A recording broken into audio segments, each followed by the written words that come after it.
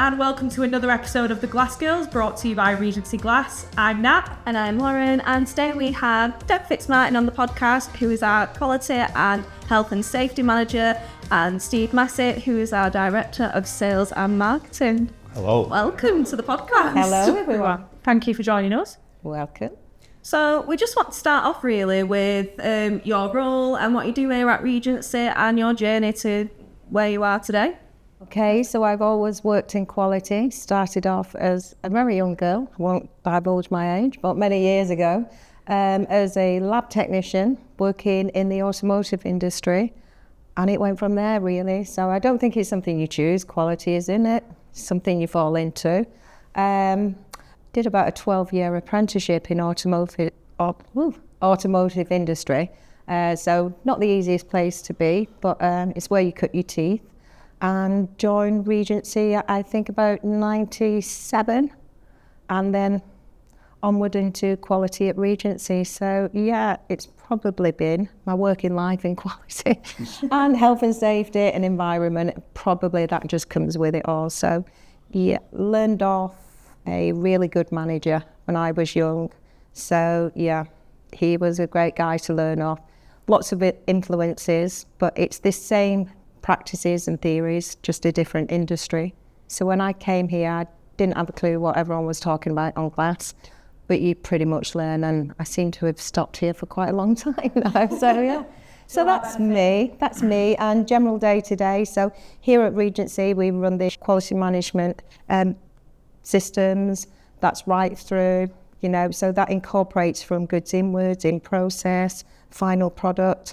You'll find me day to day on the shop floor with a team, and that's what I do. So worked with Steve quite a while as well. Steve, so obviously yours and Deb's role kind of go hand in hand. Can you just give us a bit of an explanation of what you do here and your lead into Regency and your career before Yeah, Regency? I mean, I've always been in sales since I was in my early 20s. I started off selling pictures and carpets. I've sold flowers, sold bedrooms, sold kitchens, sold quite a few different things. And I came into the glazing industry in about 1997 and came to Regency in 2007.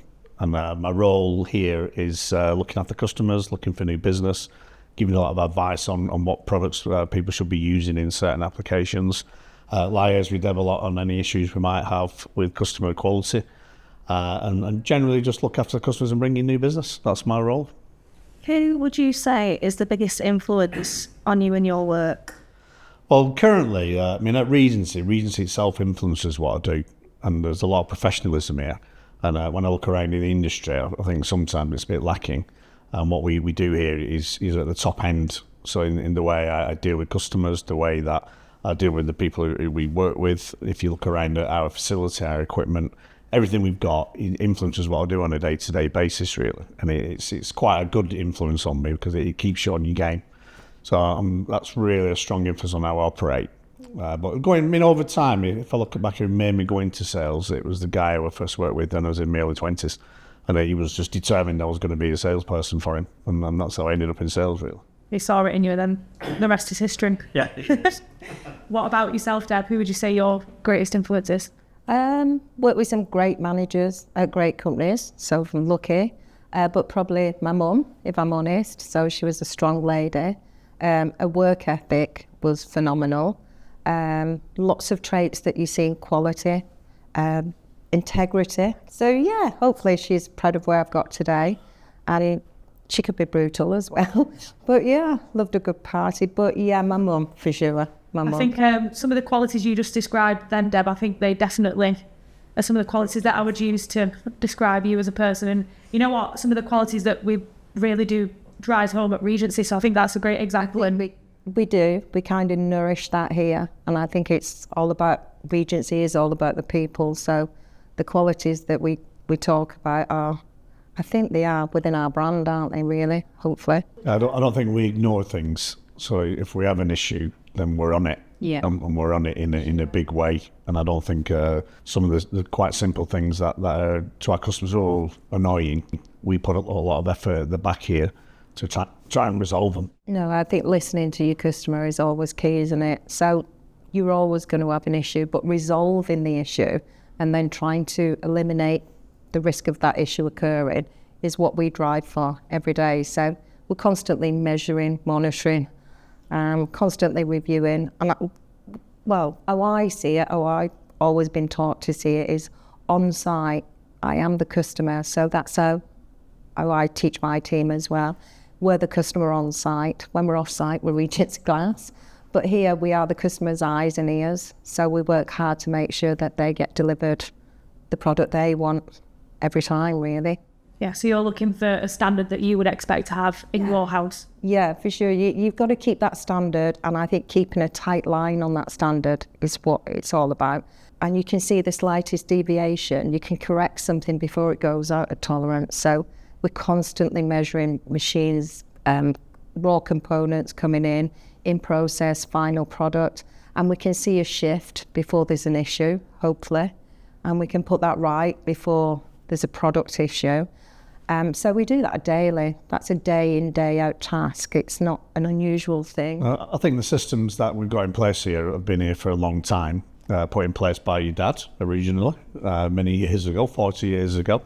And some of them are still true to this day, and the proper genuine values. And he's keen to make sure that we're supplying our customers the right products. He doesn't want to shortchange anybody.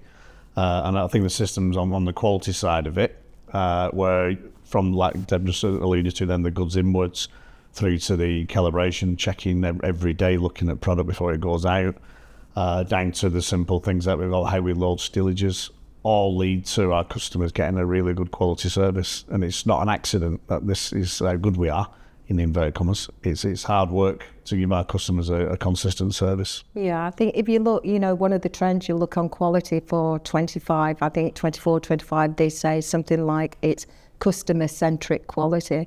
But if you look at that, it's something Regency's done and has been doing for many, many years. It's not new to Regency. We listen to our customer, we get feedback from them, and after all, that's what we're here to do. If we don't get customer satisfaction, we're not Regency Glass, are we? So I think we pride in ourselves in making sure we're very good at that, and delivering to customers is always our key objective. I think that some customers, we appreciate with customers that if the product doesn't arrive or it's faulty, that has a massive knock-on effect downstream. And I think we try and drill that through to the people in our company and on the shop floor in the offices, that we need to get that order on. We need to process this glass. We need to make sure it's A1, because that's then going to end up in someone's house. And if we deliver 100 units to a customer and there's 5 missing, then someone's not going to get a job complete on that day. And it has a knock-on effect of someone's had a day off work, they've got to go back and refit stuff. So we appreciate all that at our end, and we work hard to make sure that doesn't happen. If something does occur, then it's usually a genuine incident here of a machine going down, or it might have broke on the wagon when we were driving. It's never something that we just play lip service to. So let's dive into our daily quality management, the investments that Regency may have made into different machinery or different things that we do on a daily basis to ensure that quality is the highest standard it can be. I mean, we do lots of things, and we have lots of tools and people to help us do that. I don't run around on my own, So we build quality in at Regency, and I think that's the way you've got to do with everything. So we have a set of standards, and of course we have the 9001 quality management systems, and we have EN 1279 and 12150. And in there's what they call the FPC, the factory production control. So at each stage there'll be tests, inspections, measurements that you've got to take, or that you've got to look at to make sure you're conforming throughout that process. And what we call that is process controls. So you don't want to make everything, check it at the end and find out you've made everything wrong. So you want to check at each individual stage. Now, the way we do that here is it's all based where it should be. So we go around and we monitor and verify, we collect that information and we analyse it and look for trends and try to drive figures down. But we teach people how to do that properly, and we have tools that help us. So for instance, we do a fragmentation test and a count on toughened glass depending on type and thickness, and we have just recently invested in the Cullic scanner. So this is a great piece of kit. I think you've all seen it. If you've not, you should go and see it. And basically you fragmentate the glass, and it does the count for you. Now, we do learn the manual method, because if that goes down, if the network goes down, and obviously on educational wise to why we're doing it, how we're doing it, it's a great, starting point with the basic. But having that tool to do that job means that we can deliver constantly, because we can see those results real time now. They're fed in on the network and we can monitor them all the time. We see it as it's happening. And for a lot of things, that's the same. We have a system called QCS, so we can monitor everything that's going on. I've got my beady eye everywhere. But we constantly monitor, but it's no use measuring something or counting something if you don't have a look what you're counting, or the effect that's happening, or can we do something better? So this is, you can't just count and leave it there, or measure and not have a look. So we have a look internally and obviously externally from feedback with Steve and customers and credit returns. And again, that's just to drive down cost of quality and make sure our customers are getting right first time product every time, really. That's the goal, isn't it? I think the systems that we've got in place and the checks and the quality control that Deb and the team perform, I think it does permeate through the staff. I think everybody's conscientious about things. So it gives me a lot of confidence when I'm out there talking with customers about how good we are. And sometimes we might sound a bit big-headed about it. But like I say, there's a lot of work going behind it, a lot of investment. And the latest investment is a couple of scanners on the lines, which are going in this week. And when they're operational, it will help eliminate any marks inside the cavity. So that will help reduce that element of production, which sometimes we can't see the marks. It's physically impossible for us to see them. But the new system will scan them and point them out to us before they actually develop into a mark that's a reject for a customer down the road. So that really gives me a lot of confidence that I'm selling a quality product backed up by a quality business, and hopefully I can pass it on to our customers who sometimes you find customers don't really understand what goes into making a piece of glass. And I had a conversation with a customer the other day actually, and we were looking at this tiny unit about this big, and he told me this story that he had actually been to a floor glass plant. I think it was Guardians over in Goole. And he said he couldn't believe the scale of what went into making a tiny unit that ends up in someone's house. And I said, well, you need to come and look around our factory then and see what we do to that piece of glass. Because it is quite complex, really, to make a very simple product at the end of the day. Correct. I think one of the key themes here that both of you touched on is there's an element of training inside the quality. So that there's obviously an education behind what people are looking at and why they're doing certain testing. But I think you've also just discussed as well the technology side of it, where things have been put in place now and it removes that human error or a difference in somebody's visual counting, etc. So I think there's quite a few things that have been put in place now that... Yeah, technology is a great thing. I mean, if you go back, everything was done by hand, but if you can replace that and you can get repeated standard quality measure, it's even better. But you're not just, you're testing the machines, you're testing the methods. We're looking at human error. Would you say technology is one of the biggest changes from when you started here at Regency? Goodness. When I started here at Regency, so coming from a really regulated industry, a very standardised industry, not Regency, but the industry was very, very different. It was very different. I think we was back with BS 5713 back in the day. I think sorry, you had a case then where you could be 5713 accredited or not, and you're both selling to the same customers. There was no law saying that you had to be.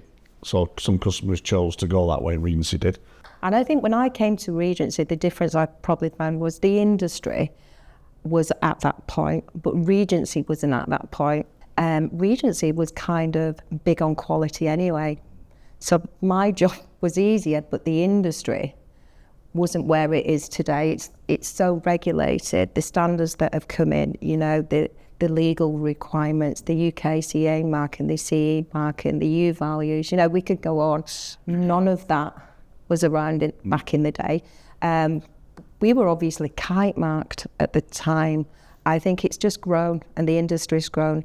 But then you see the technology that glass brings to building now, and the net zero initiative. So I think that's just, it's on a steep curve and that's going up. Yeah, so speaking of the industry, if I was to ask both now, what would be some things that you would change in the industry?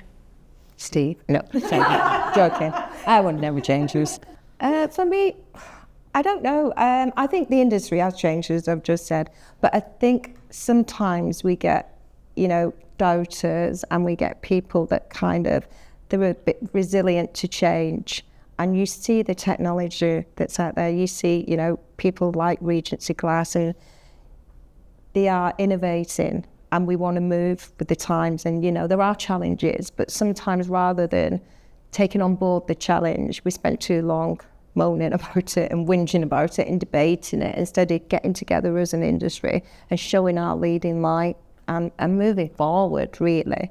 I think that has changed and will continue to change, but perhaps that for me, really. I think the industry has obviously got a bad name of a double glazing salesman, classed in the same sort of vein as a second-hand car salesman. It's still got that reputation from the public's point of view. And I do think the industry within with the players in the industry have changed a lot and become a lot more professional. And you only need to see by looking around down here at how things have changed over the years.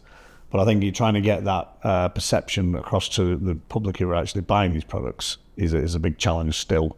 And unfortunately, there's still some companies out there who are not as professional as others. So you end up with people getting ripped off, trading stands involved, and so on and so on. And I wish that element would disappear. And that hopefully, as things get more complicated and more complex, the technology needed to produce products that we manufacture become more costly to do. You can't just do it in your garage anymore. And similar with manufacturing window frames. So I think all that really has pushed the industry up a level. And I think that's a good thing. It'll continue to move that way. We've obviously discussed the processes that we have in place here at Regency and some of the systems that obviously we have. How do we maintain that quality and keep our remake rates low? I know obviously that we've touched on that a little bit, but it's a big thing that we focus on here, isn't it? So how do we really? Well, I shout at them every day, really. No, I don't know. So again, it's all built on trust and building in and educating. So if you look about 9001, it's about leadership, resource. I mean, we're lucky at Regency, aren't we? We invest in the resources. So it's about measuring, it's about monitoring, it's about leadership, and we look at leadership. We invest in our people, and we have to keep looking at ourselves. So you have to keep monitoring yourselves and looking, and we do closely look at everything. And if we see a blip, is it a machine that's gone out? Have we changed someone on a shift? Is it lack of training, or is it lack of tooling? But because we monitor so closely, we can nip that straight away. But yeah, it's about being consistent in what you do, doing it properly and consistently doing it properly. I think the systems that we have in place here, literally from the goods inwards element, where Deb and the team will go and have a look at it and make sure it's the right product. I always remember years ago when I worked for a different firm who actually supplied Regency, and we supplied some Georgian sensors. I don't know if you remember this or not. Some sensor keys, and I got a phone call from Deb saying we can't use any of these keys. I'm thinking, what? Quite true. I was totally baffled because it's a bit of plastic in a window, and you're thinking, what's she on about it? And when it came to it, the firm who manufactured the sensor keys had changed the key slightly, so the drawing didn't match. And Deb wanted a drawing to match, so we needed correct. It's not right in our file, and she's right. So I duly got the drawing, sent it over. Right, we can use them now, and that's the degree that we go to here. I will still do that today, but it does make a difference. It is important because that's a component in somebody's window that might rattle every time it's installed. So it's not really good for the end customer, is it? So not good on our production line either. I think something might have changed in the key that may not suit production, and they were unaware of it, and we were unaware of it until Deb said, well, this key's not the one we had last week. What's going on? Yeah. But that sort of filters through from the sealant with the sealant checks that we do. But it's the quality check from start to finish, from that product that comes in from our suppliers to the minute the finished product's leave. If you look on sealant, on the ratios on sealant, that tells you that your machine's running properly, it tells you that it's mixing properly, it tells you it's being applied properly. So constantly applying that is what's necessary. And it's in the standard. You don't have to write this yourself. We put a few extra ones in, obviously. But you know, the information's in there in the factory production control, and we get audited and we send samples off annually, or we do initial type tests, you know, if we want to change our product. So we constantly want to achieve high value. So if we get audited, my biggest fear would be someone will come here and audit us and we'd get a non-conformance. That's just not in my rule book. It's not for me. No. So we need to be right. We need to be on point every day, really. I think all that leads to the end product that goes out of this door being pretty much bang on. So when we do get errors, then we look at customers' products that they send back, we can identify it really most of the time. So is it us? Is it, a lot of it can be handling, and it might be us, it might be them, it might be something on the wagon, it could be a number of things. But we have a target in the business of 1% maximum reject rate. That's what we aim for. Some customers are over that, most of them are under it. But when they're over it, there's a reason, and we want to try and find out what that reason is. We don't just ignore it. And we have picked up a lot of new business over the last few years for customers who were experiencing and accepting high reject rates. And by high, I mean 5, 6, 7% plus, which for us is unbelievable. So it's also a huge cost to your business, isn't it? So when we tell customers of our target of 1%, and most customers are under that, they're not necessarily believing us. And that's how we've got new business and maintained it over the years. And some big customers out there who potentially anybody would want to deal with them, but they've experienced bad experience from other IGU manufacturers who don't really do what we do. And I think that is one of the consistency ththings for us. Knowing your customer and getting the feedback from the customer. So sometimes you do have to change a few things. If we're travelling further afield, how we pack, how we pad, how we pull, you know, how that product is travelling or the route it takes might be a little bit different to a local travel. And we've worked on that lately, haven't we? You know, so if someone's saying to us, you know, scratches on arrival, that's not what we're seeing when they're leaving. So we have to work out why that's happening, find a solution and implement that solution, and then monitor that to make sure it's the correct solution. I think we've done that, haven't we? So there's always tweakments for each customer, you know, what they want to see, what they prefer, and just doing things to bring that customer satisfaction. I think it is worth it, isn't it? That's what keeps you where you are. Well, I think the customers appreciate then that we're not just ignoring it, which might be what they've experienced before. And going back to the technology side of things, how do we track this reject rate? You know, just explain a little bit about how we use Power BI and how we've got systems in place so we can track exactly what. Internally, we can see every piece of glass that's been recut, every reason for that, every reject unit, and we can see all the test data. So internally, we get a great picture of what's going on day by day, hour by hour, and we can also see the cost to the business of that.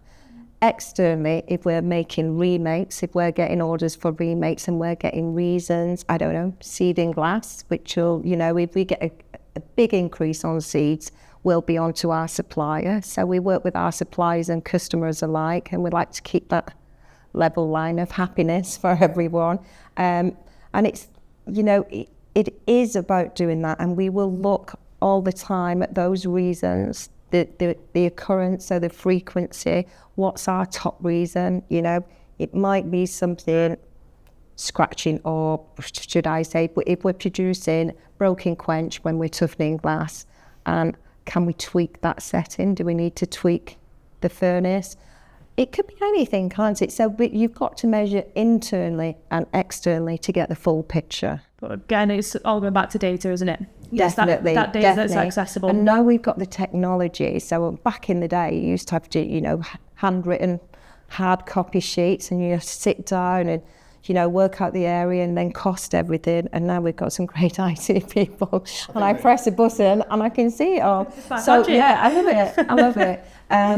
But again, it's no use measuring or counting if you're not going to use that information. So it's vital that you then analyse that information. If you do see trends, you know, that's what you're watching for.